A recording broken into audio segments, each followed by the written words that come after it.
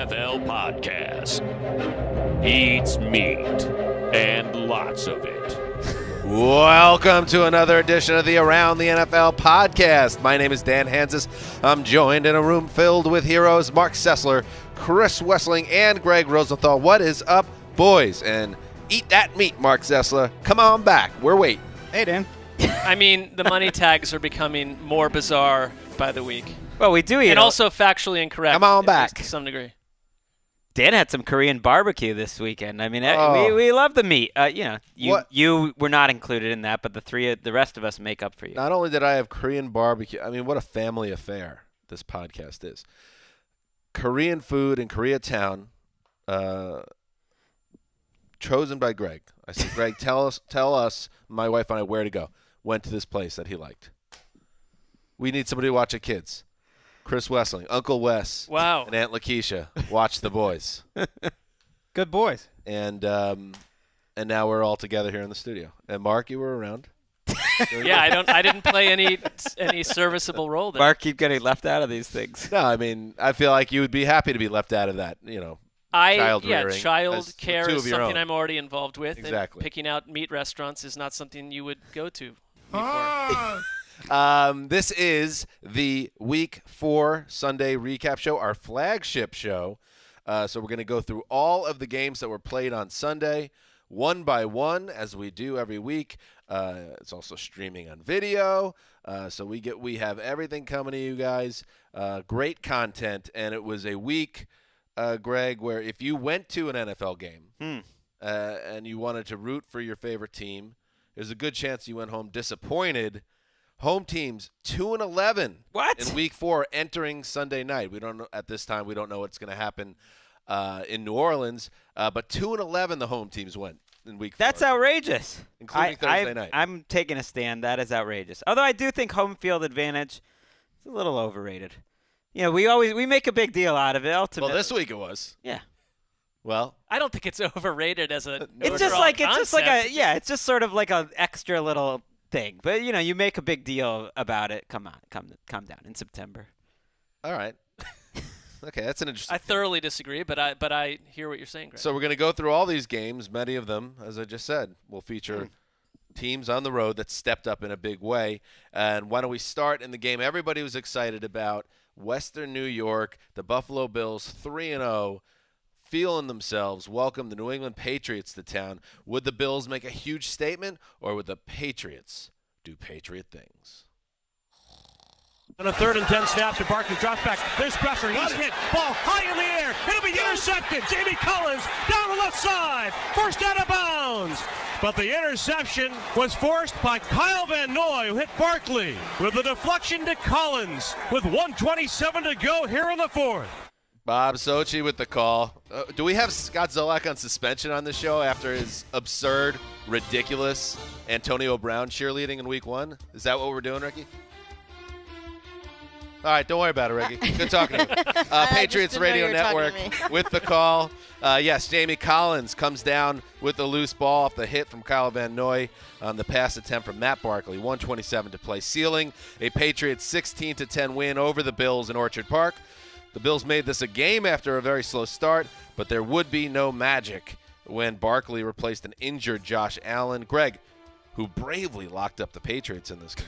That's goddamn right. Didn't see a lot of offense on display in Buffalo. No, you asked, going into this game, did the Bills make a statement or did the Patriots do Patriot things? I guess it's both, because the Bills made a statement. They made Tom Brady look worse than he has in a long time. This was his lowest passer rating since 2006 in a game. It's the most passes he's ever thrown in a game without getting to 200 yards. Didn't even get close. He had 150. He was under 50% completion.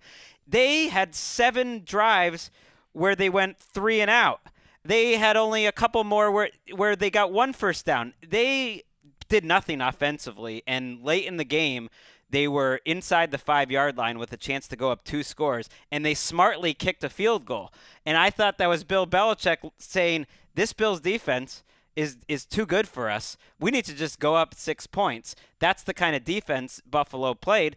But they get a special teams touchdown. They knock out Josh Allen in the 4th quarter, and they do a lot of things defensively on their own to get the win. That stopped me in my tracks. The decision, 4th and goal, to not go for it, because it feels like a Patriots thing that they would go for it and sense the moment. But you're right, they had that much faith in their defense, which they should.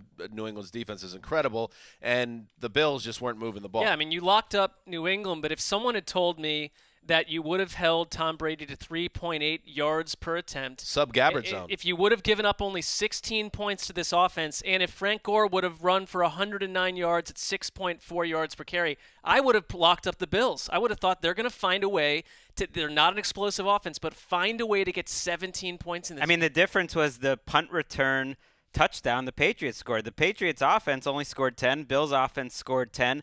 And the Patriots defense was very lucky to hold the Bills to only 10 because the Bills did do a better job, especially in the second half, moving up and down the field. But the situational defense that the Patriots have, especially in the red zone with Jamie Collins and Kyle Van Noy and everything that they can do, was really special today. You're tipping your cap to a good Bills defense and a well-coached team.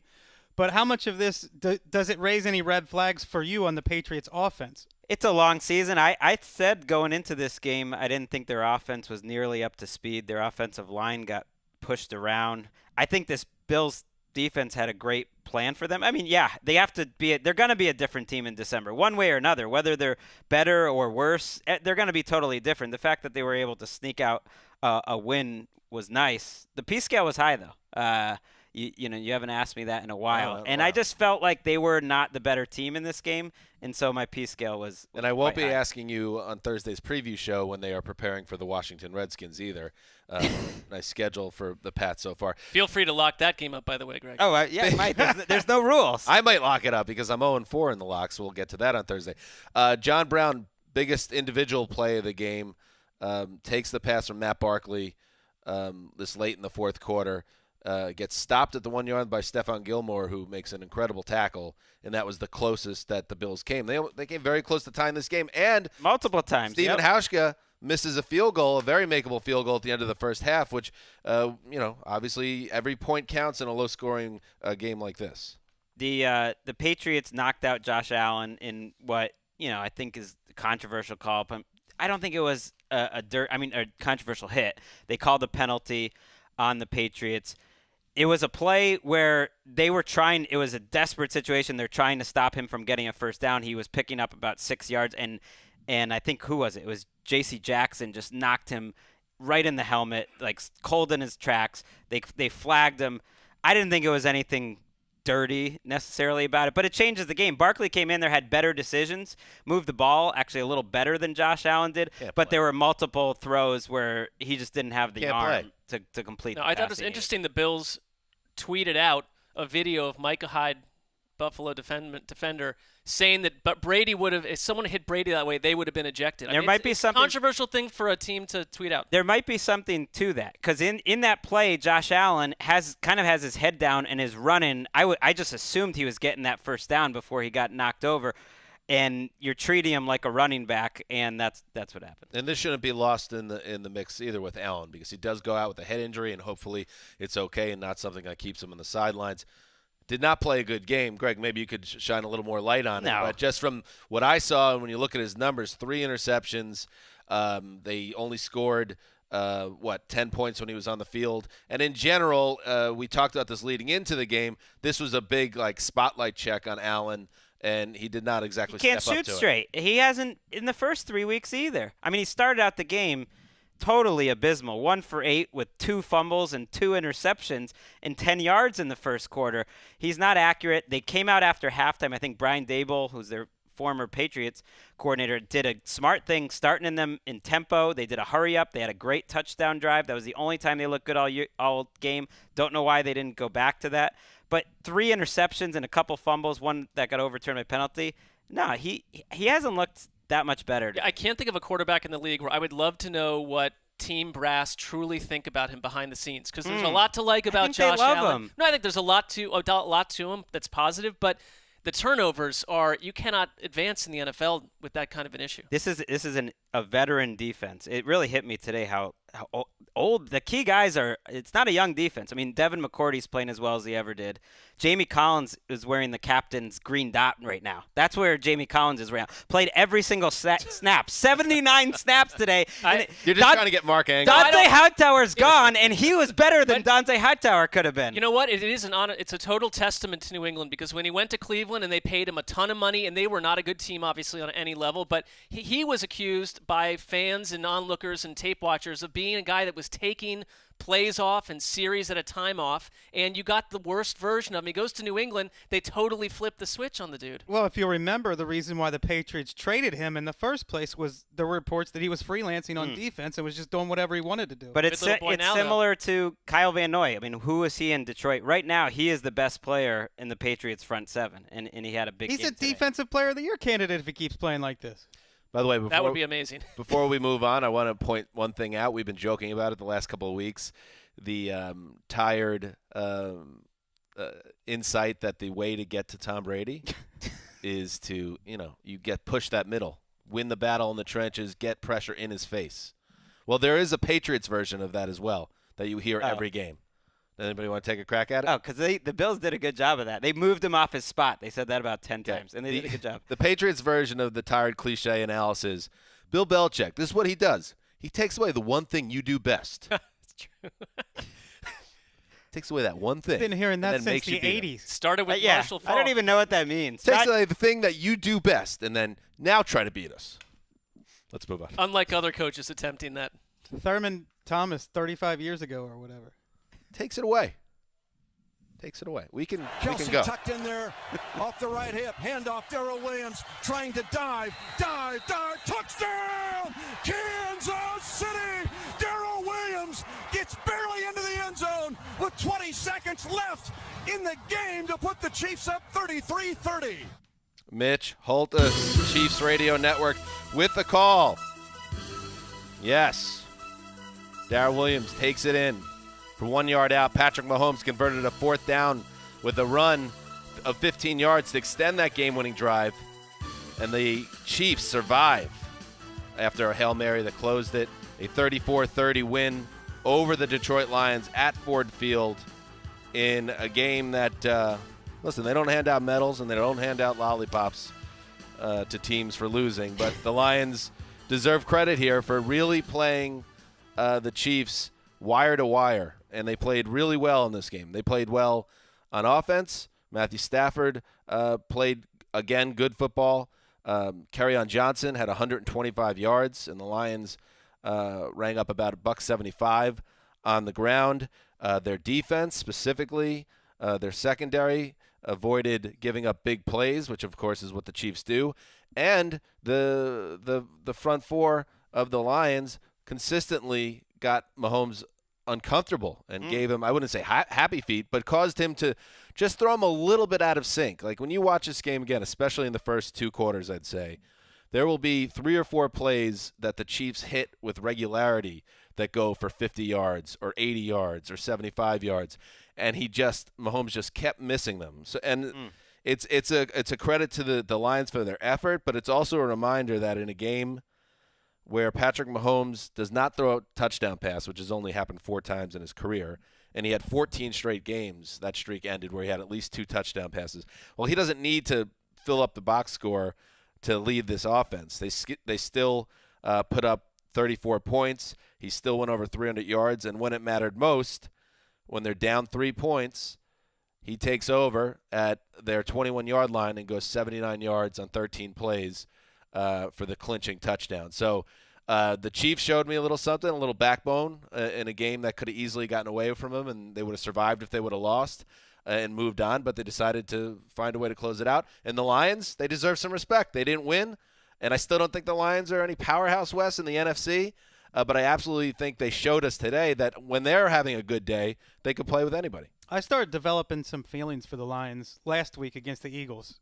I'm not saying I'm falling in love with them, but there are some feelings there where this team is frisky. They seem to be well coached, whereas last year the whole narrative was that there might be almost a rebellion going on because nobody liked Matt Patricia. But they seem to be well coached. They seem to play together well. And like I said Thursday, they have good starters. if they have an injury or two on offense, I think they're cooked. It's it seems like it was a game of what ifs though, because they had 4 possessions inside Kansas City's 8-yard line and came away with 10 points. There were 3 Chiefs fumbles at one turn of the point of the game where Detroit came away with no points off of that.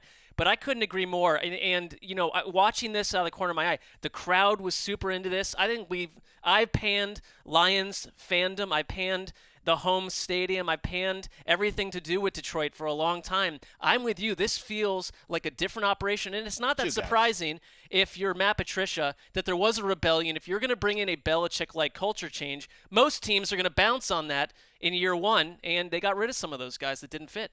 So the big you mentioned issues in the red zone. The biggest turn in this game, it was a 14-point swing.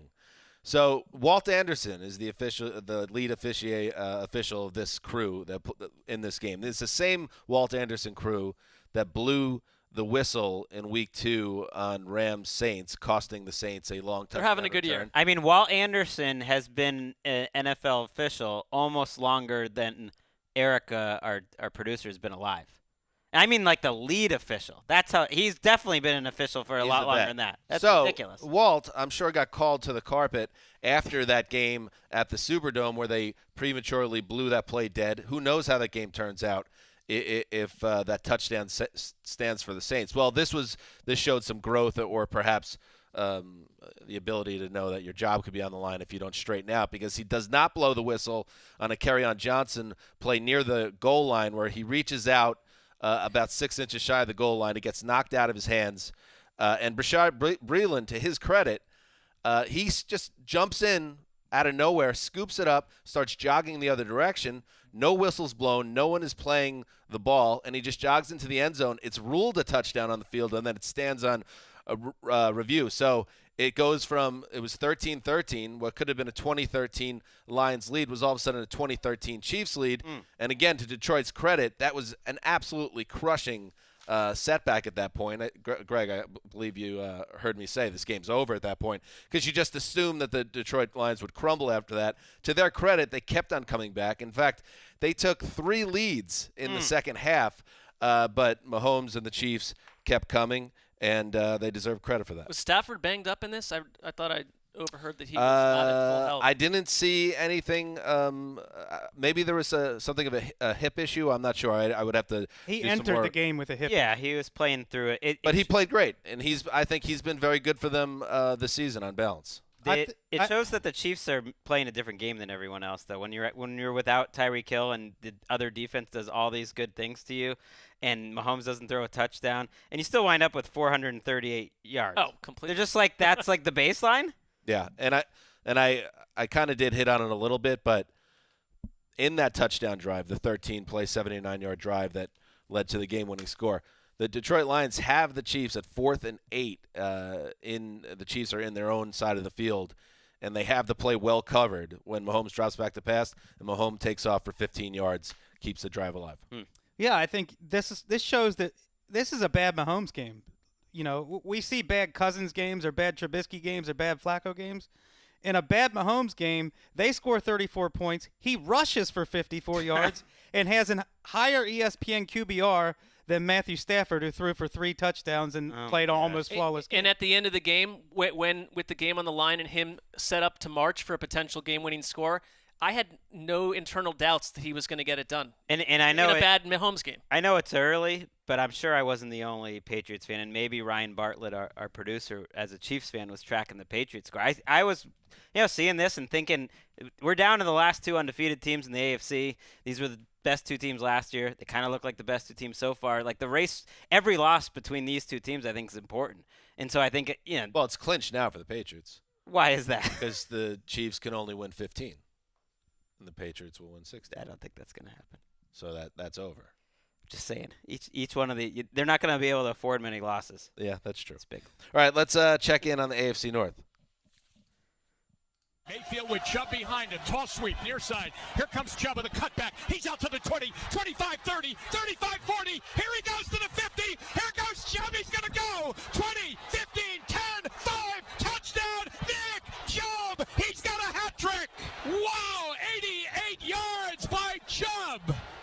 Jim Donovan with the call, Browns Radio Network. If you're sensing in Mark Sessler's voice a little extra, pep to it, and if you look at it, the way he's walking around NFL Network, there's a little skip to his step. Confidence. He's skipping, smiling. happy. He's a happy man. Strutting. And there is a direct correlation, everybody. The Browns win, Mark's happy. So we need the Browns to keep winning, just like today. 88 yards, Nick Chubb. It's you told our entire British audience that where we had not spent more than 8 seconds together all day, but that's fine. You sit next to each other. What are you talking about? There was a difference to Mark Sessler today, and it's because of those Browns. 88-yard touchdown run by Nick Chubb. An important and impressive 40-25 win for the Browns over the division rival Ravens. Mark, out of nowhere, the Browns 2-2, share first place in the AFC North. They're okay. They're okay. It's maybe better than okay. It's how they won today, how they performed from wire to wire on both sides of the ball. That has me, and I was thinking about this downstairs. This is the biggest Browns win in 10, 15 years. There was a year they were 10-6 that they didn't make the playoffs. Here's why I think that's the case. Because we are 2 or 3 days removed from most people thinking that Freddie Kitchens is someone who's in totally over his head, that Baker Mayfield talks more than he performs in year 2 as a quarterback, that the offense, which came in with so much hope, looked completely broken, and the words coming out of Cleveland from the coaching staff did not sound like we plan to adjust, we just plan to keep doing what we're doing. And there was legit concern about where this team was going and what the reaction would be for me 3 or 4 weeks from now if they started 1-5, or 1-5 you go into your bye, then you play the Patriots, season over. This is your most natural rival outside of Pittsburgh, the Baltimore Ravens. They came from your own belly if you're a Browns fan. They were pulled out of the Browns' failure when they moved. It's a disaster, and they've been dominated by Baltimore for so long. And I thought this was the kind of Ravens team that might be the worst type of team for Cleveland to match up with. And Steve Wilks has done an incredible job with Cleveland's defense, and I think all we talk about is Cleveland's offense over and over. It happened against the Rams. They had a great game plan with 4 defensive backs starters out last week against the Rams. Greedy Williams, and they had 2 cornerbacks out again today, and you cannot tell the way that they shut down Lamar Jackson outside of some very frisky runs by the Ravens quarterback. They did a great job against Baltimore's offense, and that Nick Chubb run was something else that I have not seen them do this year. Really, you have to go back to last season where they kept taking hope away from the opponent. And Nick Chubb had not, I thought they needed to center this attack more around him. They found a way to do it today. Baker Mayfield was not badgered from wire to wire the way he has been in the other 3 games. And you got this result. It is hopeful. They've got a short week before they play the Niners. But I thought that they looked like a different offense that, against what I thought the coach was going to do, made adjustments, and got their act together. And it couldn't have happened a game sooner. I'm not sure how this believing your own hype phenomenon works, but they must have they just picked this week to stop believing their own hype according to the narrative. And it came on a day where Odell Beckham was not a factor at all. Yeah, what are the odds that he gets 20 yards on 7 targets in a 40-burger in Baltimore? Big-time concern if you're a Ravens fan about the state of this defense. I think, we said going into it, this is a Browns offense that good defenses should handle right now. I think the Browns offense that showed up today was a lot about them. But still, this Ravens defense, it's so early in the season that it's such a small sample size that you see them against the Dolphins and the Cardinals, and you think one thing, but as we're getting more information, they just don't look like the Ravens defense we're used to seeing. Well, they've put all their resources into offense the last 2 years. And Lamar Mania, which was, running wild in weeks 1 and 2, things have cooled off a little bit, it seems, in week 3 and 4. What did you see from Jackson, Mark? Well, they put the clamps on him early, and, I thought that he was going to potentially fry them with Marquise Brown, and that connection did not work today. And to me, it is partially Baltimore, but I have to say Cleveland's defense is playing in a way that I just don't remember them playing. And they've been good in every game except that opener where they got tired out against the Titans. I think you can say Lamar Jackson's a special talent and he has a bright future, and also point out that the only two quality defenses he's faced in his career are the Chargers defense that shut him down in the playoffs and the Browns defense that shut him down today. Joe Schobert's been playing well. I mean, they're just deep. The Browns defense. They're good on every level. How about a little Steve Wilkes come up? Didn't expect that to happen. Top 10 defense this year. And the Browns have another primetime game next week against the Niners. Would anybody be surprised if that defense steps up again? I mean, we'll save that conversation for Thursday, but it does feel like the possibility that they might have turned a corner with this game. I want to see Mayfield, do it week after week. I mean, I want to see this game closer too, but it sounds like he was making decisions, was more comfortable than he's. Yeah, it just looked like last year's attack, where the first 3 weeks to me was something completely different and uninviting. First place, Marky. I mean, yeah, baby. First place in week 4. Well, talk to me in week 14, But first time in first place since when? Since actually. It was a night when they beat the Bengals on Thursday Night Football. Oh, yeah. Like 5 years Ryan ago. Hoyer. Yes, when you I believe the podcast recap dialed Dan and I up at Lost and Found. That was a boozy evening, as I That was a recall. fun time. Let's move on to the NFC North. One sack, one takeaway by the Bears defense without Hicks. And A Roquan boozy Smith, evening. 25-yard line under center. Sidestepping to the pocket. The throw. Hit from behind. Ball is out inside the 15-yard line. Piled up. Bears are taking it away. First snap of the second half. As Kirk Cousins gets sacked on first down. Huge play. Jeff Joniak, Bears Radio Network with a call. Khalil Mack makes big plays. And you heard another one there. Chase Daniel threw for 195 yards and a touchdown after Mitch Trubisky went down with a left shoulder injury on the opening possession. And the Bears defense absolutely took it to Dalvin Cook and Kirk Cousins in a 16-6 victory over the Vikings. This was a home win for the home team. The Bears absolutely took it to the Vikings. Mark, your thoughts on this? Or Wes, this is your game, correct? It was. Yes. Your thoughts on the effort by the Bears defense? Well, I know everybody wants to give their State of the Union on Kirk Cousins after every Vikings loss, but This is on your radar. This ain't it, man. This is not – the quarterback has nothing to do with this game.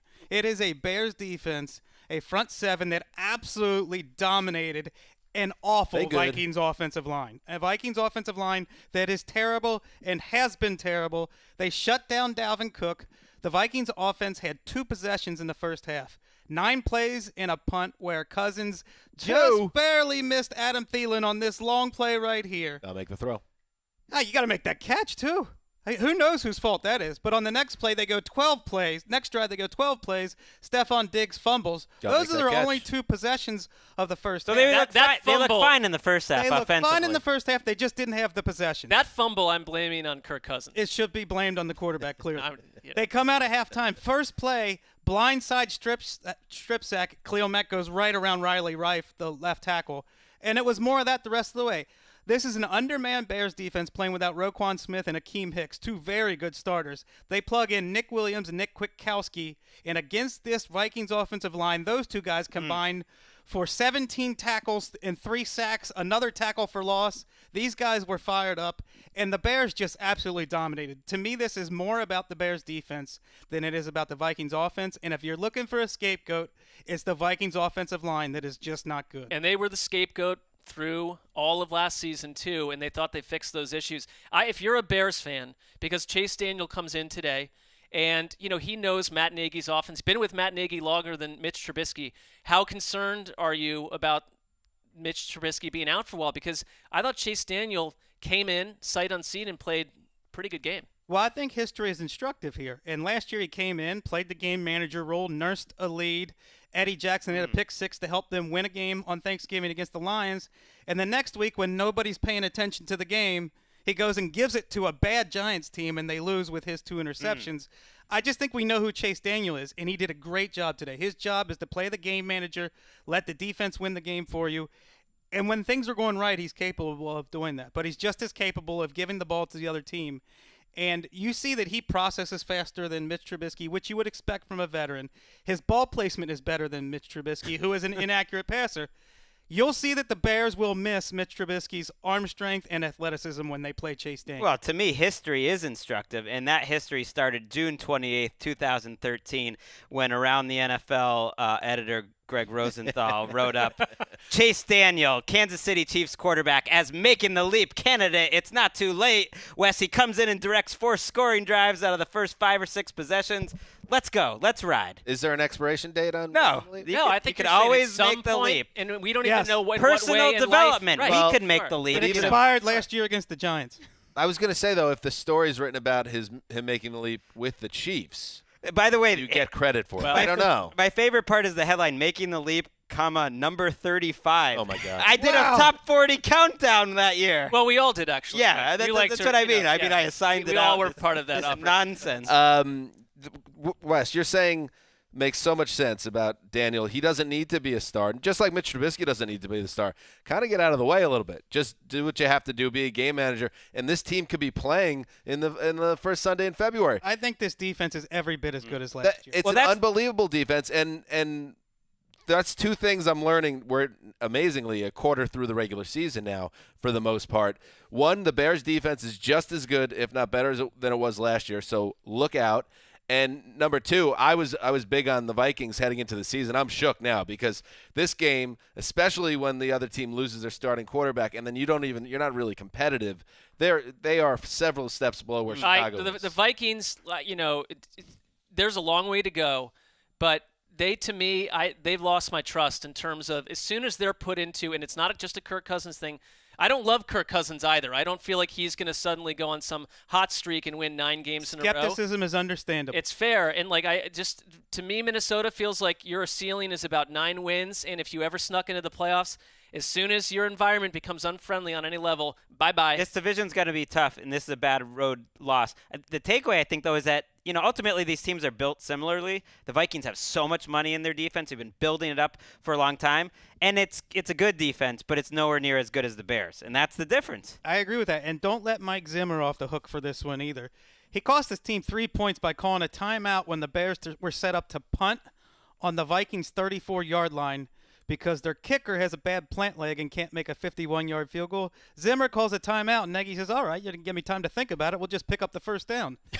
They go pick up a first down and kick a shorter field goal. I defer to your knowledge on this, Wes, and you watch this game closely. I don't know. You're going to let Cousins totally off the hook, though? The fact that is he just a guy? Is that who he is? And then if he doesn't have the right setup around him, they're doomed? Because I think when they signed him, I think they thought he was more than that. I just don't want to litigate this after every single game. Like, are we going to do this after every State of the Union, after every Cousins game? He's kind of a fascinating guy for people from that perspective. I get that. I'm begging people to watch the game. Watch the game, and this is all Chicago's defense and Minnesota's bad offensive line, some penalties, and the Diggs play was a killer. Like, nobody's going to get on Diggs for that fumble. All I'd say, though, is you look at someone like Deshaun Watson, who's been sacked at near historic levels early in his career, and he's someone that, it's not every week. He creates and comes up with stuff on his own under duress, and I just don't He's trust. a better player. He had just as bad of a game as Cousins It's today. just that you've paid Kirk Cousins. Spoiler I get alert, that he's Wes. a free agent. Well, it's not every week with Deshaun Watson, but Kirk Cousins has been paid the kind of money where he's going to get talked about week to week. Let's move on to the highest scoring game of Week 4. The 46-yard Or line. 2019. Snap to Goff. Goff dropping Oh, under my God. pressure. He fumbled the bubble. It's loose. It's picked up by the Buccaneers to the 30, to the 20, to the 15. And Ndamukong Suh him again. And Ndamukong scoop him and score. Bucks. Love it. And the Buccaneers are going to beat the Rams with 1:06 to go. 54 big points on the West Coast. A new Buccaneer record. Gene Deckerhoff. Fox Radio Network. Shaq Mason stripped Jared Goff, and Ndamukong Suh snatched the loose ball, took it to the house. You heard it.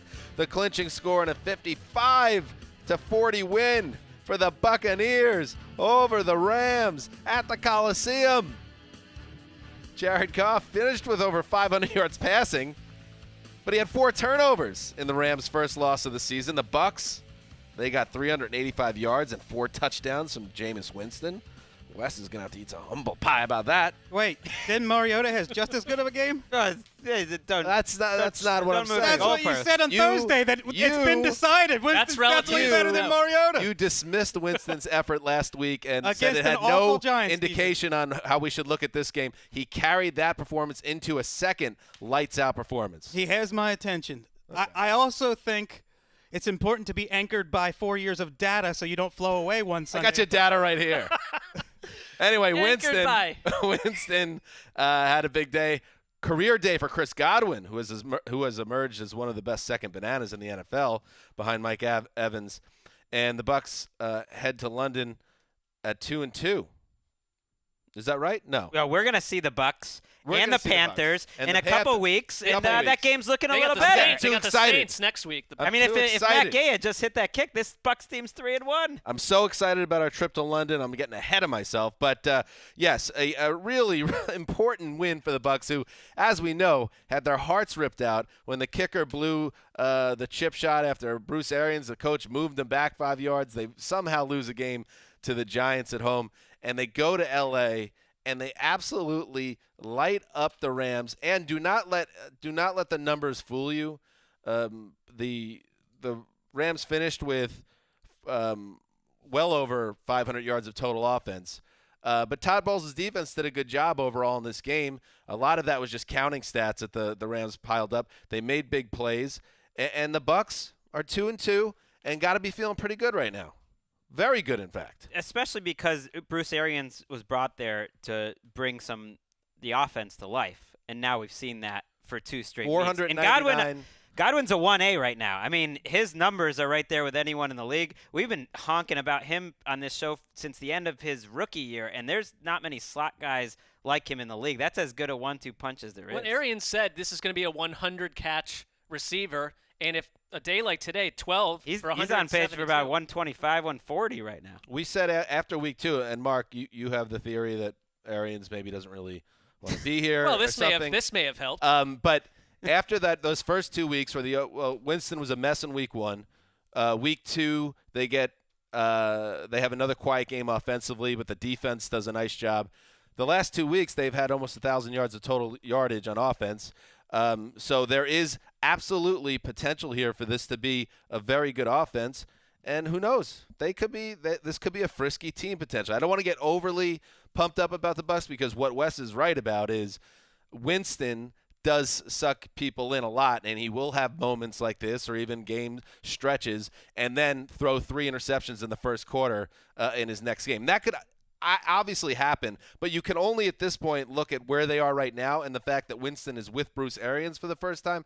And if you're a Bucs fan, look at that with hope that maybe he is turning the corner. Well, let's give Byron Leftwich some credit. He's the one calling the plays. All right, let's do good job. that. I mean, the Bucs to me have been a team that, coming out of Hard Knocks a couple years ago, there was a lot of optimism. Last year it was, they added all these parts on defense. There's more optimism. They've never been the sum of their parts. And today you're finding out, last couple weeks, they're living up to their potential, and you feel completely differently about them. Well, even in this game, Winston threw a killer interception, pick 6 late in the game that let the Rams back in it, but then he responded with the touchdowns, and then your boy Mark Sessler, Shaq Barrett, got one of those 2 sacks that he needs to get to 10 for the year. You said it's not going to happen. 3 sandwiches on the line.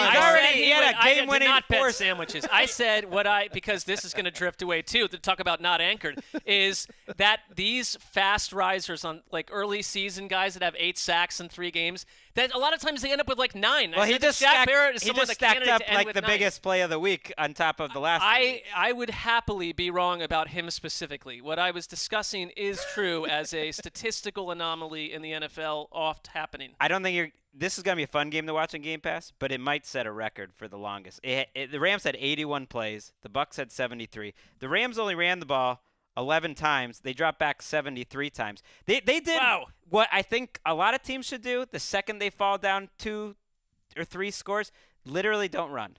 Throw the ball every single time and stretch out that game for as long as you can, because who knows? You might get into a situation where Jameis Winston throws you a pick 6 and it's a 1-score game in the 4th quarter. They stretch this thing out. This is the longest game I've ever seen. Predict the Game Pass length. Let's try this. 46. 43. 43, 46. The winner gets sandwiches. How about that? Is it the iPad version or the desktop No, the longer version? version of the two. Okay. 42. I'm going 49. Yeah, I think Mark's No got way. it. 49? They're going to find a way, the editors, to indulge Yes. themselves. Goff, 45 of 68, What a 517. weird plot line no one cares about except for us. It's my work week. It was not a good game for Goff. Todd Gurley, we talked about on Thursday. Is this going to be his coming out party? He hasn't had a 100-yard game yet. And, yes, they threw the ball constantly, but 5 carries for 16 yards, did score 2 touchdowns. Yeah, I mean – Goff made some pretty throws, though. That's the He thing. You're did. saying it's a bad game, and it was with all the turnovers. But Every week he has them. did throw for 500 yards. turning the ball He over put up quite a 40 bit. points. Well, this is the first time the Rams have fallen out of first place since Sean McVay was hired. Ooh. And I don't know who this Rams team is. I thought they had an improved defense, and they give up 55 points to the Bucs, and they still don't have a consistent running game. Well, here's the thing. We saw it on Thursday night. Improved defenses are nice.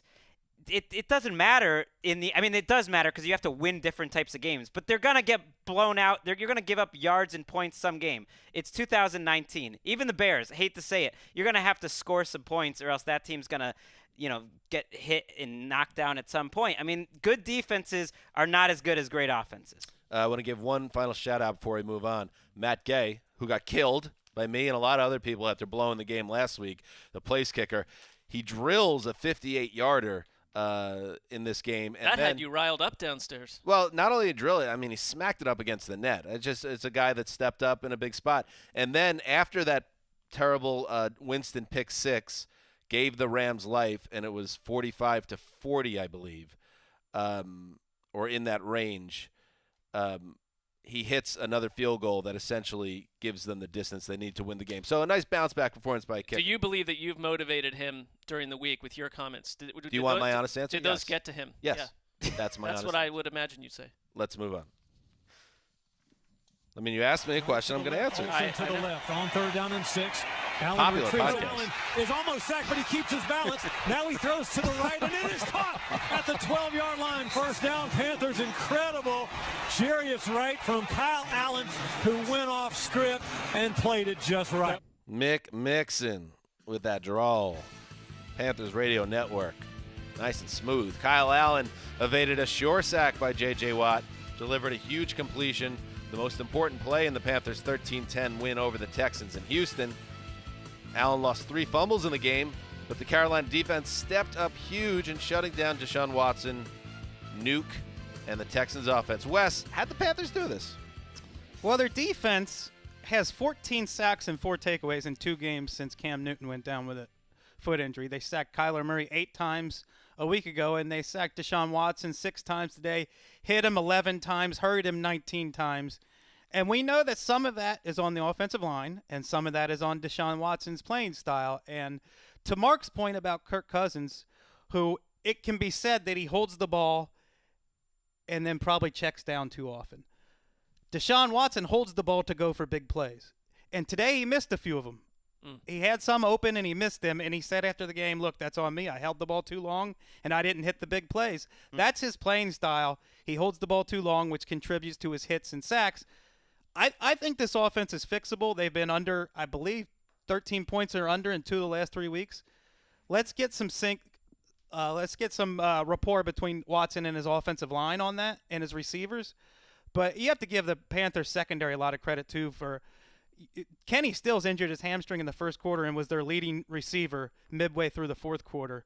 James Bradbury did a really good job on DeAndre Hopkins today, and the Panthers' defense was lights out. Hopkins, 41 yards. There's not too many weeks where he's not, no matter how the team is faring, he always produces. And threw an interception, a very costly interception on a trick play, and Bill O'Brien killed himself for the play call after the game. Weren't we just discussing Bill O'Brien and his lead pastor individual inside the building as front office executives of the year? Well, and them as the favorites in the AFC South, which I still think they are, but it's a division, spoiler alert, everyone has the same record right now. I think they're the most talented, but they're not a team that's, bulletproof, especially when they're playing Lazarus. I mean, Ron Rivera, we talked about it a couple weeks ago. He rises from the dead. Every time you think he's about to lose his job, what do? They smack around the Cardinals on the road. Their defense shows up. Like that's kind of what Ron Rivera's been able to do over the years. At a certain point, you kind of just got to figure that's what he does. That's his move. He's going to use it. Well, I think we see their formula now, and it might be similar to what the Bears have going on. They probably trust Kyle Allen a little bit more than the Bears trust their quarterbacks, because Kyle Allen's played pretty well outside of the 3 strip sacks today in which he lost 3 fumbles. And that's my biggest concern with him, is how he deals with pressure. But you can see that he's got the touch. He's got the accuracy. He makes pretty good decisions. And he's got an MVP candidate at running back. Oh. Christian McCaffrey, 37 touches today, 179 yards, careful touchdown. He put the team on his back. He had also, and if you haven't looked at the replay, go find this third down catch where it's bobbled through the air, and it's one of the more acrobatic, athletic movements you'll see all season. And they're developing an identity. Brian Burns is playing with his hair on fire. They have Dontari Poe and Mario Addison. Shaq Thompson. They're winning these games without K'Wan Short. Shaq Thompson doesn't leave the field. Now he's replaced Thomas Davis. They got a lot of pieces. I understand you're in a tough spot with Cam Newton out and Allen, who's shown things, but still you really need McCaffrey to be your centerpiece. I'd be curious to check out where his touches are through 4 games. They don't want to manage that a little bit. You don't want to be doing 37. He's so valuable, they don't think they can take him off the field. And part of that has to do with the fact that they've never really had a great backup behind him. All right, let's go to the AFC, a West-South showdown. Brissett just stays in the gun on this 1st down and 10. Again, intercepted. Going to be a touchdown. Going to be a touchdown. Eric Harris, what a game at safety. Well, that's one of the finest plays I've seen Eric Harris make in mighty long times. Let's go to London, boys. Brent Musburger, of course, the icon, and Lincoln Kennedy with insight there, KCBS. Eric Harris stepped in front of a Derek Carr pass. Eric Harris stepped in front of a Jacoby Brissett pass and took it 30 yards to the house, the clinching touchdown in the Raiders' 31-24 win over the Colts. The Raiders got a huge play there by Harris because it did feel like a game that had the potential to slip away from Oakland. The Raiders, who had done really nothing on offense. In fact, they had 2 scoring drives in their previous 18 possessions entering this game. They get up 14-0 early. In fact, they score 3 touchdowns in their first 4 possessions, the Raiders, in this game, but then go cold again. So Derek Carr finished fast, ends up throwing for less than 200 yards. And at the point when that final interception was made, it seemed like the Colts were going to find a way to win this game. But instead, the Raiders get it done. And I just think John Gruden on balance so far, again, we're at the quarter pole. I know they said there's no such thing as a quarter pole. Well, guess what? I don't care what you say. Oh, the horse racing fans, all 3 of them get upset about it. At the quarter pole. Hey, how about you keep your horses alive a little better? Go take your racing form and stick it up your butt. At the quarter pole, the Raiders are 2-2, and they are on a absolute marathon road trip. It's absurd the way this has been set up. And John Gruden, love him or hate him, he has right to be annoyed the fact that they're going 42 days between home games in Oakland. How about don't botch your stadium situation and not be able to afford to keep your team in Oakland have a similar so that thing. you have to give up your game and go to London every year. Well, the guys in the locker room have nothing to do with that. I get it. But they still, this is their second road game. Now they go to London, where they're the quote-unquote home team. Then they have a bye. Then 2 more road games. They don't play at home again until November 3rd.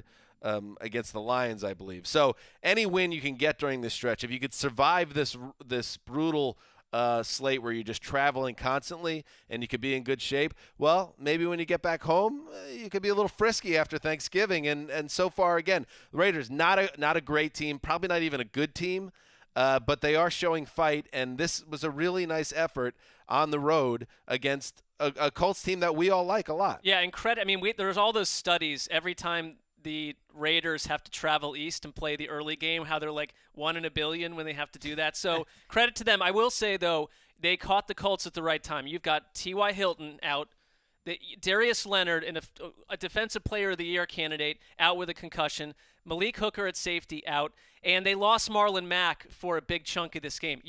They're a deep team and they're well built, but you get to a point where you can't compete. I agree with that, and you could see that, and when you guys check this game out, you'll see it too. That Brissett really did look a little bit lost without T.Y. Hilton, who was so important in this offense. We saw that when he was on the field in the first 3 games. He is Brissett's go-to guy when it counts, and with him on the sideline, they barely moved the ball for the most of this game. They finished with 346 yards, which is not great, but not terrible. But then just know that more than half of that yardage came in the fourth quarter when it was just a mad scramble to try to get back into the game. So Indy kind of had a lost day on offense, shorthanded at wide receiver. Funchess, of course, is also out. And the Raiders showed up and balled out. And the Raiders' leading receivers, Darren Waller, again, 7 for 53. Wes mentioned that Eric Ebron might be the next 1,000-yard tight end. Or 1,000-drop tight end. No, I don't think it was. I mean, not Eric Ebron. Evan Ingram. Evan Ingram. Thank you. Different EE. Yeah, Waller's on pace and then some. Look, he's got 300-plus yards. He's writing quite a story. I mean, he might be a Pro Bowl type of tight end. He is really fun to watch. He's come back from addiction. He's a guy that John Gruden literally signed because he liked the way he looked on the sideline. Right. I mean, it's wild that he's a leading receiver on a 2-2 NFL team. Ultra rare Hard Knocks guy. It's so easy to fall in love with Hard Knocks players that are featured on the show. And like Greg said, his addiction backstory made him a compelling figure on the show. And then he would be killing it in these slow-motion NFL films, practice highlights. And then he steps into action and is just as good. You never see that in Hard Knocks. It always plays you for a fool, but not in this case. Can we talk about a generational cheap shot artist, dirty player? Oh, my God. Yes, Vontaze Burfict, absolutely, as cheap shot as a cheap shot can be, goes for Jack Doyle, who is in a very vulnerable position after making a catch, goes helmet to helmet, and good on the officiating crew who take a look at the play, and in addition to the 15-yard personal foul, say, get out of here, Vontaze Burfict. And at what point is the NFL just going to say, get out of here, Vontaze Burfict, period? I've got a couple stats for you. Okay, let's hear them.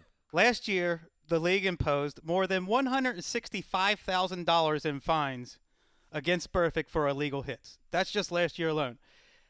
This is from the Football Zebras Twitter account. There are 6 times in 100 years of NFL history when a player was suspended multiple games for an on-field infraction. 2 of those times are Vontaze Burfict, and I would bet it's about to be 3 of those times. If you're going to London, you're going to see the game next week, which looks pretty good, all things considered. Raiders, Bears, 3-1 versus 2-2. I don't think you're going to see Mitchell Trubisky. I don't think you're going to see Vontaze Burfict. Perfect. If I got even one of these fines, my bank account, our entire family structure would crumble. I can't get a $18,000. You don't stop the run. Let's move on. Let's move on. He takes a shotgun snap. He's back to throw. He's under pressure. He throws it over the middle. Intercepted. He threw it late. Picked off by Peppers. Running down the right side to the 10th. Touchdown, Giants. Jabril Peppers. Haskins was under pressure. The throw was late off the back foot. Peppers ran it all the way. And Jabril Peppers with the pick 6. Bob Papa with a call. WFAN. Jabril Peppers. First year as a Giant, scored on a 32-yard interception return. The knockout blow for the Giants. And an easy 24-3 win over the moribund Washington Redskins. Daniel Jones is now 2-0 as the starter. Wayne Gallman ran for 2 scores in place of Saquon Barkley. Mark, Dwayne Haskins made his debut for the Redskins, but there's no stopping the suddenly resurgent Honestly, I know they're not a complete team, but the Giants, you have the absolute right to bring that chant back and do that as much as you want because they are fun to watch. And I know that the knock is their defense is utterly inept.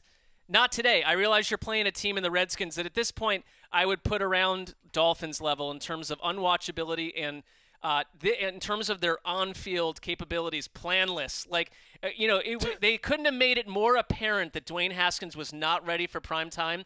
With the coach's comments, hammering that to us week after week. And you put him on the field today because Case Keenum is not functioning at all as your starter. Big surprise. Who saw that coming? And Haskins was absolutely victimized. And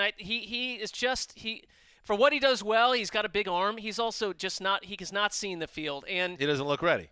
like at kind all. of what we had been hearing. That was true from the coaching staff. And with Daniel Jones, there were some issues in this game for him. He had a couple bad interceptions, but what I love was that Pat Shermer made the comment after he threw the 2 picks on the sideline. It wasn't like a rattled, deer in headlights type thing. Totally composed, came back, made some big throws. When he's on the field, guys like Sterling Shepard, we've talked about Evan Ingram, come to life. Wayne Gallman, as you mentioned, had a big game, and I thought that it's not that they didn't miss Saquon Barkley because he's a super special talent, but they ran for 164 yards at 4.4 yards per carry. With Jones in there, everything just functions a little bit differently. Clean water, fresh stream, not a dirty pond like they were with Eli Manning at quarterback. And the Redskins stink. Right. The Redskins stink, but they also won 24-3, and the Redskins have had a couple quarters where they put points up on other teams. They didn't against New York today.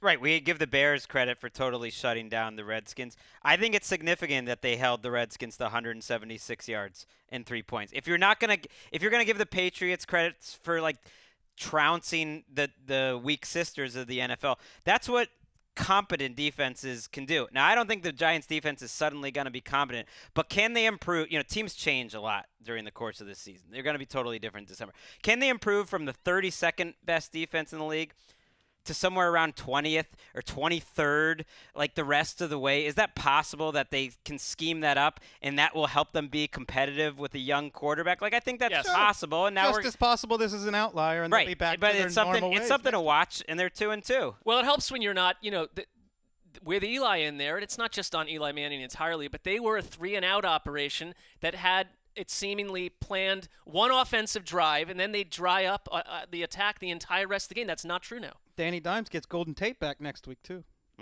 I just clicked into a New York Post story about Landon Collins. His first game against I forgot the Giants, this was a revenge game. And that, obviously didn't work out for him. But what I really want to bring up is on the sidebar of the New York Post, there's a trending now in sports section with 3 headlines. And I just want to read them off because they're all compelling. Okay. Odell Beckham is choked out in Browns-Ravens fight. NFL villain at it again with ghastly headshot. I assume that's our friend Vontez Perfect. And Bills coach escorts Bill Belichick's son off field in sketchy scene. Who is what? It's like a gossip. Yeah, that what was is the third one. This is the best website for pro football, the Post. McDermott got all fired up at not Steve Belichick, but another Belichick. And another Patriots staffer who was like watching the Bills warm up, and they got into some sort of argument. Ooh, Sean McDermott was one of them. No, he was it. Oh, it was all on video.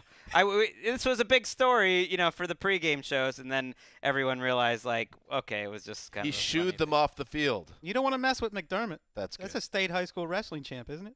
That is. He was a wrestler. All right, let's move on. He told us that himself. New York Post, you know how to get the clicks. 5, Murray tries to snap the whole screen. It's intercepted. Clowney, 20, 15, 10, 5. Hello, Mr. Clowney, touchdown, Seahawks. Jadeveon Clowney stretched out, reached his arm almost to the ceiling, pulled the ball down on a screen pass, and took it about 30 yards for 6. Seattle goes on top now by a score of 9-0. That's how you do a radio broadcast. Steve Rabel, Dave Wyman on the Call Seahawks Radio Network. Jadeveon Clowney, he looked like a tight end on his interception return, covering 27 yards for a TD. Seattle's first touchdown of the day in a 27-10 win over the moribund Arizona Cardinals. All right. Michael Kendricks finished with 2 sacks. Chris Carson went over 100 yards for the Seahawks, who are 3-1 with a huge Week 5 matchup against the Rams looming. Greg, what did you take out of this game?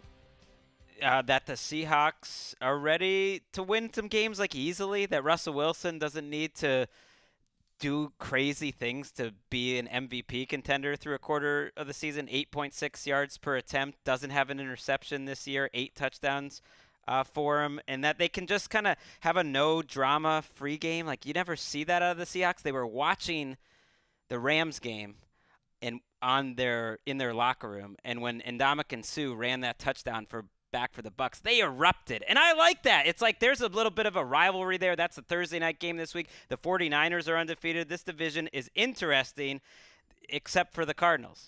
It's fun, by the way, who are not interesting. It's fun on Seahawks Corner. Do you want to come back? I never put your stuff away. It's all your room is just. No, I'm watching them. It's been fun. It's fun to watch them. I want back in. I guess I come on, you are back in. I guess I kind of want back in. It's like when they're turning Will Dissly into a thing. Will Dissly has almost more catches this year than he had his entire college career. He ran like a 5.2 40. He came out of nowhere, and here he is as their leading receiver. What's not to like about coming the off Seahawks? a torn patella tendon, right? That's right. You got to use Clowney on offense. The Cardinals are the one NFC West team that doesn't excite you, and that's not what this was supposed to be. This wasn't supposed to be a Super Bowl campaign for the Cardinals, but the fact that they're not really moving the meter, that's not a good look. Well, they were the unknown, and what we're knowing about them is not particularly interesting, and not interesting is not what I expected. I thought it would either be an epic disaster or something that shocked the league, and it's kind of just neither really. It's just this blah middle place. Well, they haven't won a game, and they got blown out twice at home in a row here, so that's a bad sign. David Johnson looked better today, 133 yards from scrimmage. I thought he had some of his old juice, which was nice to see. Okay. But not on the ground, though. What's going on with he's had three games under 40 yards. They were trailing. On the that Clowney injury happened. I mean, the Clowney touchdown happened. They really went out of their way to establish Chris Carson, who had a great game, 142 yards. And it was just a nice – this was a Sessler fever dream game, as we talked about downstairs. It was quick. It was over in under 3 hours easily. It was a blowout. I mean, Sessler – That's how a pro football game should like an unfurl. execution shooting in the back of the head. Bang. It's over quickly. Their linebackers – I'm really impressed by the Seahawks linebackers. They never leave the field. They're the only team in the league, really, that's like that. Pete Carroll said this is the best linebacker Corey's had. I don't doubt it. Michael Kendricks played awesome today. KJ Wright has played great last week. And you're playing a team that plays 4 receivers every snap or many snaps, and yet you don't take your linebackers off the field. Like, that is tough to pull off. But you're right when you're talking about Kingsbury. You know what we haven't seen out of them is, like, a schematic advantage. Right. You know what I mean? He hasn't come in and provided, like, a schematic. I think Kyler Murray looks quite good. I think he had a fine game today, despite the final score. It just seems like they're gonna revolutionize the game with the pass happy attack. Well, every team in the league that isn't completely out of it is pass happy at historic levels. So how different are they than anyone else at this point? Where did Kyler Murray's height come in for this game? 5'2", 5'1"? I mean, this was the short guy bowl here. 5'0". So shout out to short men everywhere. Stay strong. Stay proud. We love you. Stay proud. He can't look too big with Jadeveon Clowney streaking by him at like 6'8" and no, that 400 pounds. That was muscle. kind of a fluky, a tough play for him. But it's like the Cardinals have no ability to come back. Our friend Jason Zumwalt's ready to call it a season, I think. Yeah. His counting numbers don't look that bad, Kyler Murray, but he's dropping back as much as anyone and getting first downs less than anyone. It's a problem. Let's move on. I formation, single receiver, Brown, wide left. Play fake. Mariota fires over the middle. There's Brown at the 40, at the 35, at the 30, at the 25, at the 20, at the 15, at the 10, at the 5. Touchdown, Titans! A.J. Brown, 55 yards! It's fun. Mike Keith with the Call Titans Radio Network. Marcus Mariota threw 3 touchdown passes in one half. That's got to be a record. 2 to A.J. Brown, including the one you just heard. And the Tennessee Titans snapped an ugly 2-game losing streak with a 24-10 road win over the moribund Atlanta Falcons. Wes, this is all the script for the Titans. Just when you're ready to write them off, they deliver a complete performance to remind you of their potential. But what does it mean in the big picture? They have the potential to go 9-7 and lose in the first round of the playoffs. I mean, good luck figuring this team out. It was so unusual to see a wide receiver making plays for the Titans. And A.J. Brown was beating Desmond Trufant today, and you see right here making plays after the catch, runs away. And it does remind me a little bit of a young Anquan Bolden the way he plays. He is huge. Physical. He's very physical. He's good after the catch. He's huge. And you don't see guys like Corey Davis drafted 5th overall doing stuff like this. Now, Corey Davis did get a touchdown, but he's not making plays after the catch like that. But the receivers won the battle against the Falcons secondary that hasn't been very good this year. And the Falcons have fallen behind 28-0 to the Vikings, 20-3 to the Colts, and 24-7 to the Titans. by halftime. I mean, this team has been out of three of their 4 games, and it's pertinent that the head coach fired his top assistants last year, and the owner is paying out more cash for his players than any other owner in the year 2019. I'm bummed out. I'm always the guy who's not going to say their season's over or anything like that. But this result, seeing them go down like this today, got me thinking. I will be bummed out if the Falcons era under Dimitrov doesn't get closer or doesn't ever win that Super Bowl. You know what I mean? Like, if I kind of always. You don't get it both ways, Greg. What do you mean? Your team is responsible for the most destructive loss any team has ever suffered, and now you're going to cry about I was all about the it's Falcons. Not fair that year. the Falcons. Well, then you should have been rooting for the saying, Falcons like, at 28-3. No, please. I'm just like, you're playing both sides on this one. I was all about the Falcons the year after. I just like the whole vibe of the organization, and now I'm just surprised that there's as little fight right now to start this season. Seems like a team that needs a soft reboot, and it's too early. It's both too early and too late because the season's already started. They're already in a deep hole now at 1-3. Not too deep, but it's not a great situation. But it's more the way that they're losing, and we all have to watch this game closer. But, I mean, it's the way you don't really have to. Yeah, is it one of those type of games? You don't. West There's took the nothing bullet. you're going to get from it other than the Falcons just aren't very good. Is that what this is? They're just not a very good team. Well, look, we can say. Or are they a good team that's playing very poorly? I don't think they're very good. And we can say we like Dimitrov and we like Quinn, and we do. But we don't like the product they've put on the field since the Super Bowl. Since Kyle Shanahan left. Next year I did. Next year I did. But with Sarkisian's lost offense that year, I mean, ever since Kyle Shanahan's left, what is this team's identity? Well, and Quinn has talked about, his defense, like Seattle, is going to be urgent, fast, disruptive. And Mariota looked terrible in the Jaguars game, which feels like 2 years ago, because Jacksonville piled up 9 sacks in that game and made life about as impossible as you could on the quarterback. None for the Falcons today. Mariota was kept clean.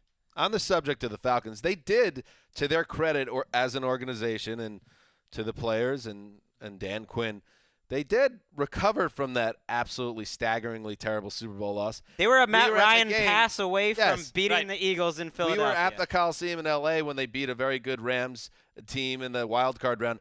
But really since the moment Julio Jones slipped in the end zone in Philadelphia in that divisional round playoff, it has just been kind of a sad slog for the Falcons.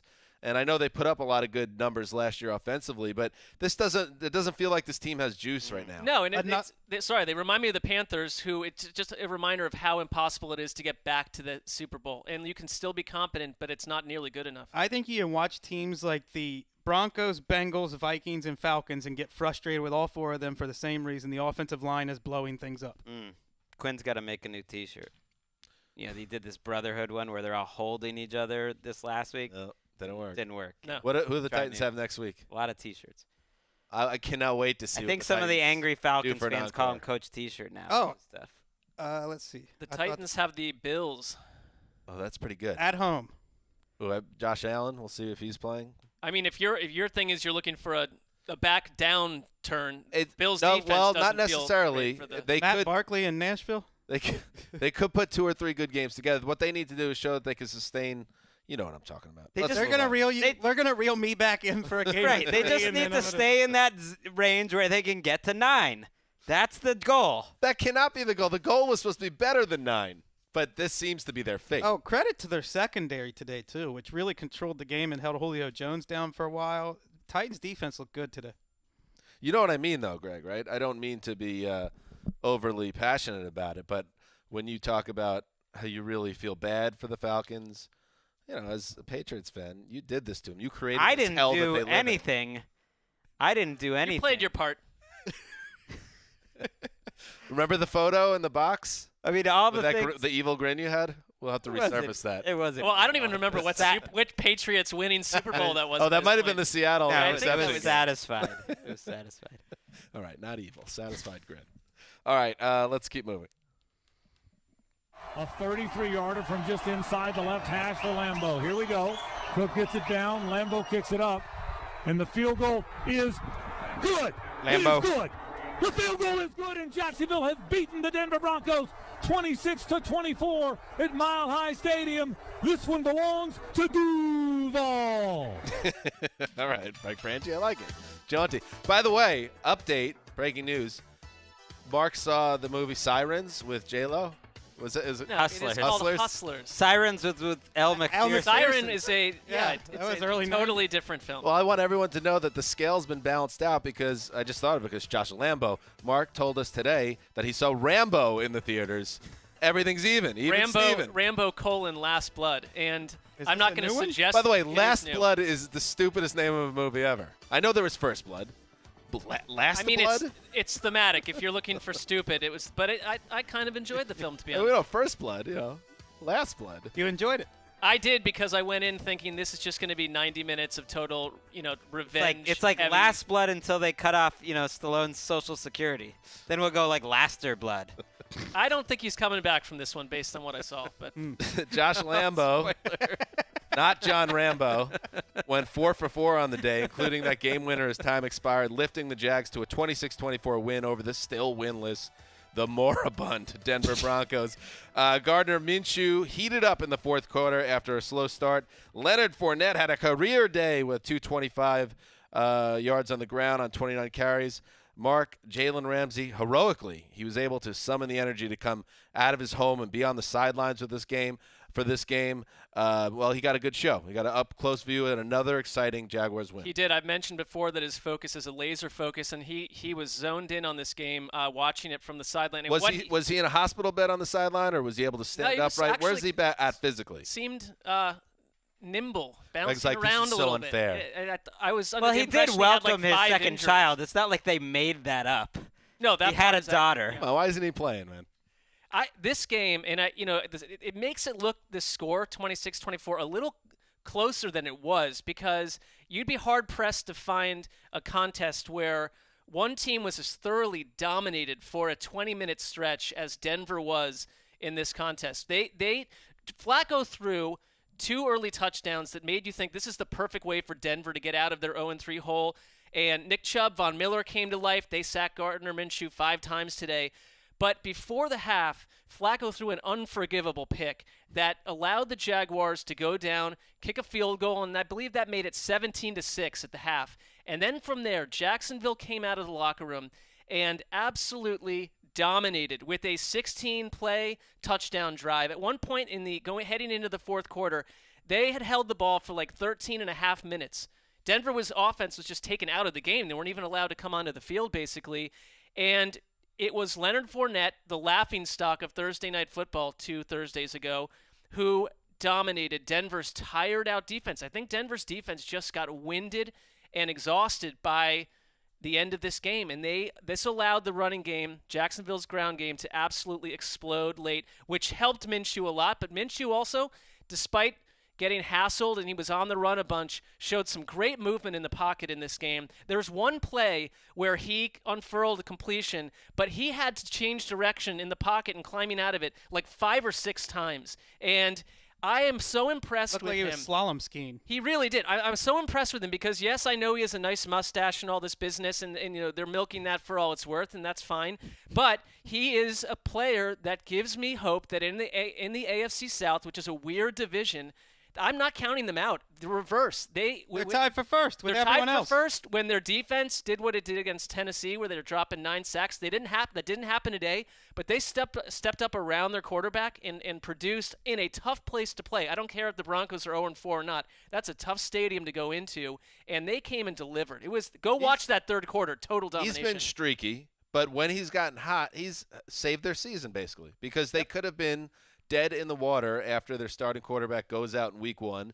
And instead, he's a guy that, while not a perfect quarterback, and usually 6th-round picks are not perfect, he seems to have a little bit of just, he's the it clean. factor. He's not making mistakes, and I think they're doing a good job calling plays for him, John DeFilippo. He does not go down the field very often, but he doesn't put them in bad situations. And when they do go down the field, it's very effective. And time of possession in general is overrated, but when you have 40 minutes time of possession, and it's almost all that advantage is in the second half, something happens to your defense. Yeah, and they went up and down the field. That's the thing. It's the defense. This was going to be, the defense their game that you've waited for from Vic Fangio, and instead what you remember is that they absolutely got gashed down the stretch.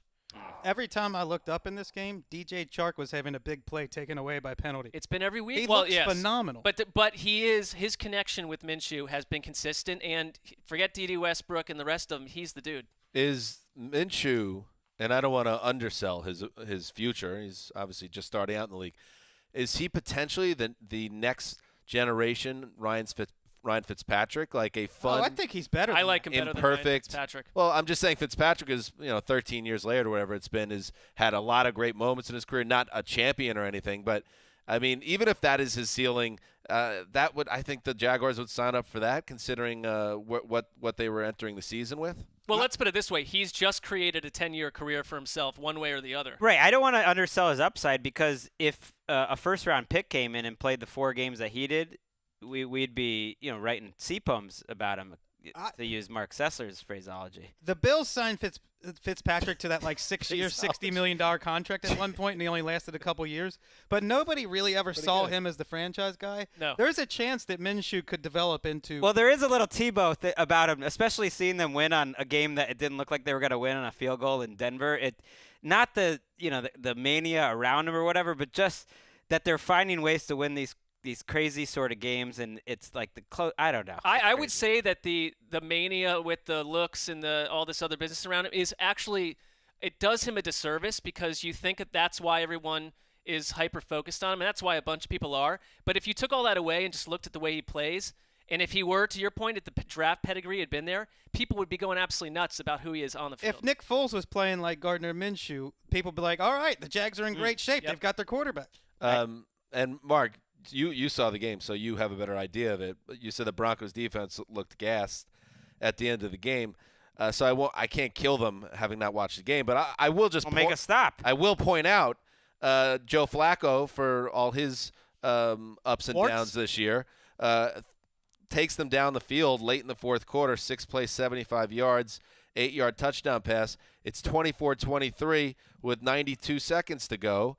And just like the Steelers last week, when you thought that their defense would be able to close out a game that they desperately needed, you would think that the Broncos defense would summon that to be able to get out of here with a win, but they just didn't have it in them. I would imagine Broncos fans are very upset about a roughing the passer call on Von Miller that sprung Jacksonville for that game-winning drive, but it was a fair call, I think. And then on top of it, they gave up a huge chunk run, and Minshew made key throws, and that was the whole second half. Outside of Miami, that might be the most depressing season ticket to own right now. You've seen 2 games.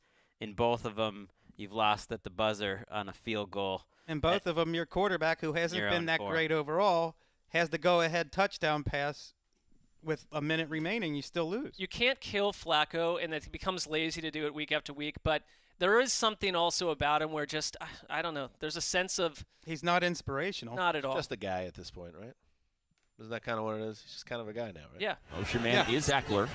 And Rivers climbs the pocket, finds Eckler left sideline, 1 man to beat, 5, into the touchdown, Chargers. Into the end zone for Austin Eckler. It was a hesitation by the official. He strums the guitar, and the Chargers put 6 on the board. By the way, that receiving touchdown means that he has now posted at least 3 in each of his pro seasons. That is the first time an undrafted running back has done it in the common draft era since 1967. See, by the way, I always thought this, you don't need to move the sticks in that booth. Daniel Jeremiah is the color guy. Well, guess what? Matt Money does it both. He'll give you the highlight, and then he'll give you the insight and the data. So it's totally redundant to have move the sticks paid by the Chargers. Some would move the sticks. Hearing this might argue that don't step on his part of the role here. But fair enough. I don't like what you're doing there. You're trying to create dissension. I think Matt made it very clear. Matt Money Smith, the voice of the Around the NFL podcast, what's going on in that booth. Phillip Rivers threw for 310 yards and 2 touchdowns. That was like his moment. He was like, that's what I can do. He's like, I'm getting on the ATN podcast. Forget you, Sticks.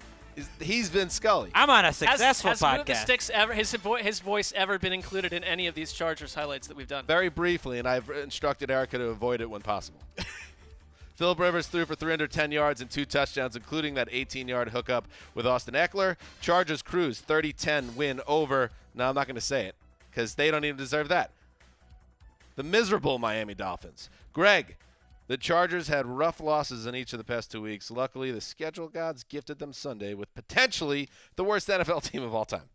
Yeah, and the Dolphins showed in this game for the second straight week that they can be competitive for a half, and they could have easily had the lead after one half of this game, just like against Dallas, but they didn't. And then it's like the other team gets down to business. The Miami Dolphins has had 21 drives in the second half of games this year. On those 21 drives, they have failed to score a point. Oh, no. I mean, this is the NFL we're talking about. Oofa. It's outrageous. Oh, no. I don't know what more there is to say. Melvin Ingram got hurt in this game. That's a concern. Melvin Gordon did not play in this game, so he was active, but they an emergency did not need to use him. And Phillip Rivers did what he does, which is an underrated part of his skill set. He improvises really well. And you don't think of him as kind of an improv guy, but that Austin Eckler touchdown, for instance, was him moving up, looking to his fourth read, and he just kind of makes something out of nothing on a lot of these plays, and that's all he needed to do. The Dolphins' point differential of -137 is the worst through 4 games of season since at least 1940. The previous worst, 1954 Redskins, -122. So the Dolphins have blown them out of the water. I mean, they are going to set some records, not the ones that they're going to be tweeting out for the next 200. And again, Rosen started out the game well, 6 for 6, 102 yards and a touchdown. They didn't punt or turn the ball over in the first half. I mean, their offense played pretty well in the first half. And still, when you look at this Dolphins team, I think maybe the most frustrating thing is all the guys that in theory you would want to be core guys are playing terrible. I mean, Charles Harris, their defensive end, is doing nothing. Kalen Balaj is doing nothing. Jerome Baker and the CFL linebacker that they were all excited about McGuavin. Going into the season, they're not playing well. Like the young guys who you would want to be building around are some of the most disappointing players. And so that's like an extra layer of pain for this team. That's now 120 regular season wins for Phil Rivers, the first he ever had in Miami. His quote, "It has been a long time. Myself, I haven't played worth a hoot there the last 2 times. Rough days for us. It was good to win." Is a hoot bad? No. It's like worth an S. It's great. You know. This game was a hoot. Oh, yeah, it's time. 2-minute drill presented by Oikos 000. Who had the most electric performance in Week 4? Mark Sessler. Well, I'm a Browns fan, so this sounds like I'm just, spinning stories about my own favorite team. But Nick Chubb, they've waited for this from him. The offense needs to go through Nick Chubb. The Browns offense, because of this, looked like last year's offense at the end of the season. And that 88-yard touchdown run, which you're looking at right now, broke Baltimore's back and sent them a message. Wes, how about you? Electric. Same position. Christian McCaffrey, who last year averaged about 120 yards a game, this year averaging almost 160 yards a game. Just unbelievable. A career-high 37 touches. Put the whole offense on his back today in a big win. Their first road win against a winning team since 2017. Christian McCaffrey going for that all-pro spot this year. I'm going on the other side of the ball. Shaq Barrett now has 9 sacks for the Tampa Bay Buccaneers, and he saved his biggest play for the very end. He puts the clown suit on Rob Havenstein, the right tackle for the Rams, forces the fumble, and Ndamukong Suh scoops it up, clinching score. 9 sacks in 4 games, and has been an absolute lights-out presence on that line. Good pick. Defense, kind of basic. Offense, basic. How about a punter? Jake Bailey, special teams of the Patriots, as if the Patriots didn't have enough good players. They got the best punter in the league. He averaged 48 yards per punt today. He had 433 yards. The Patriots only had 224. That means he's better than the rest. Nerdy, very nerdy. Wasn't even the best punter today. Check out the Titans punter, Brett Kern. Did you add up the number of yardage for the punts? I mean, NFL Jesus did it for me. That's a thing? I don't know. Punting yards. 48 yards per punt. He's a right-handed punter, the first one in the Belichick era. Exciting player. You ruined the segment, Greg. I'm sorry. And that is 2-minute drill presented by Oikos 000. 2 seconds left on the clock. This will be the last play of the game. Dak Prescott in the gun, 3 receivers to the far side. Takes the snap. Saints bring 5. Prescott throws this one. It's not even going to get to the end zone.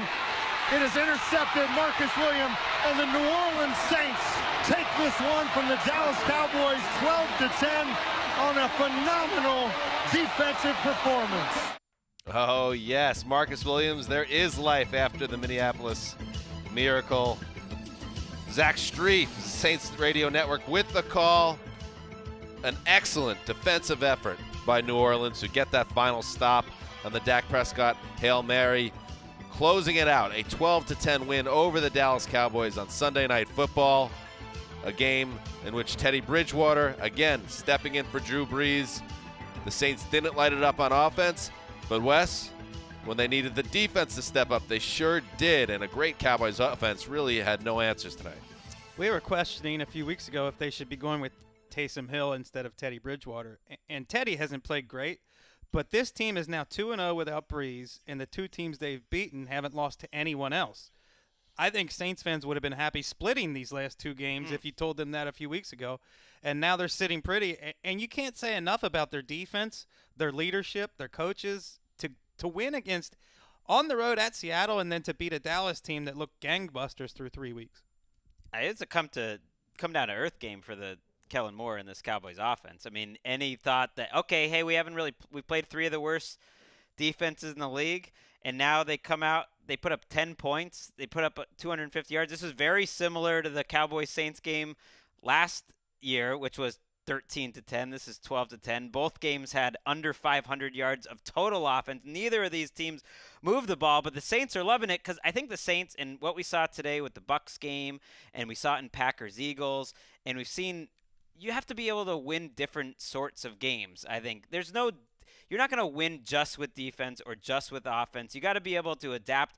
And the Saints have shown that they can win with Kamara and a little bit of magic, a little bit of situational football. I thought that against Seattle, in Seattle last week, the Saints controlled the line of scrimmage with their defense early, and they made life very tough for Seattle's ground game. And then in this, it translates again. 1.9 yards per carry for Ezekiel Elliott, who never really got unhooked. And the Saints teams of old that we covered for years, if you said New Orleans is going to score 12 points with Teddy Bridgewater, no way do they win those games. They're a much more balanced team.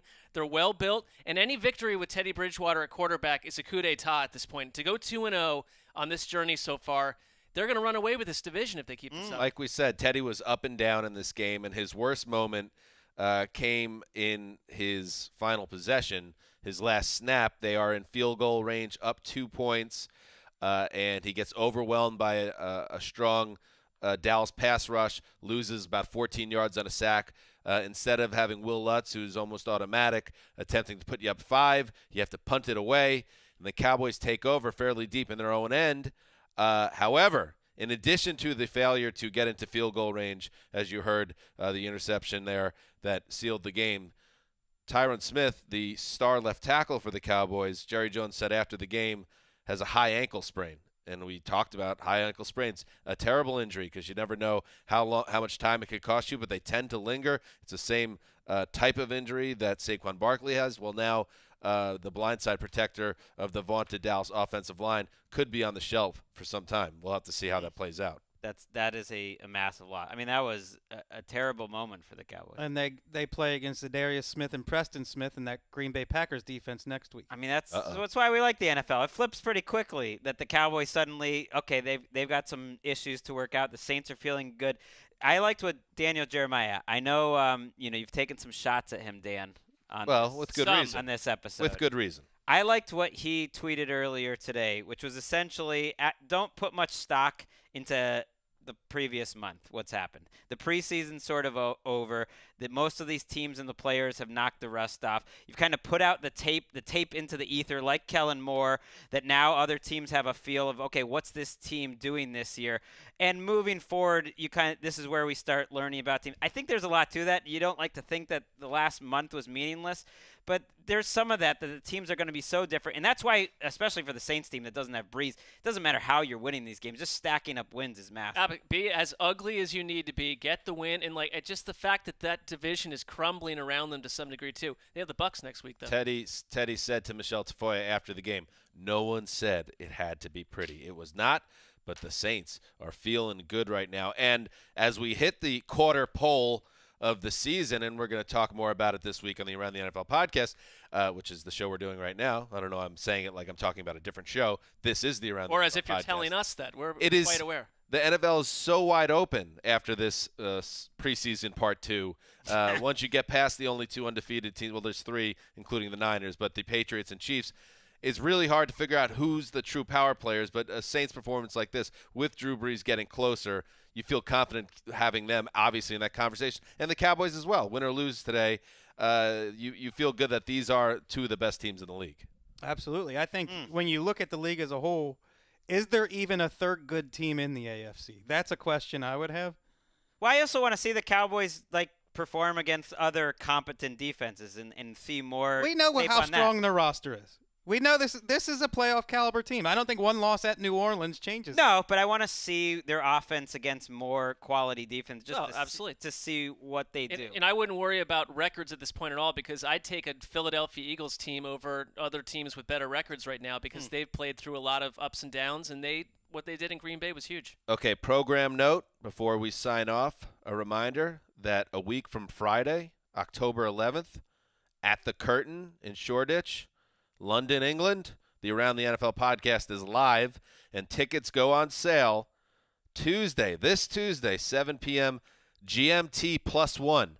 I don't know what that means. I'm just reading the copy, and I hope it's very clear what that means. 7 p.m. GMT +1 on Tuesday. Tickets go on sale. Where?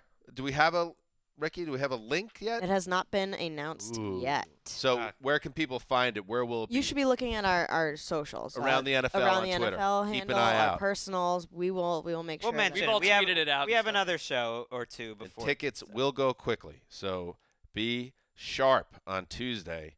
All right, that's it. Dan Hansa signing off for Quiet Storm, the mailman, the old boss, Ricky Hollywood, Ryan Bartlett, and the whole team behind the glass. Thank you to everyone. Till Tuesday.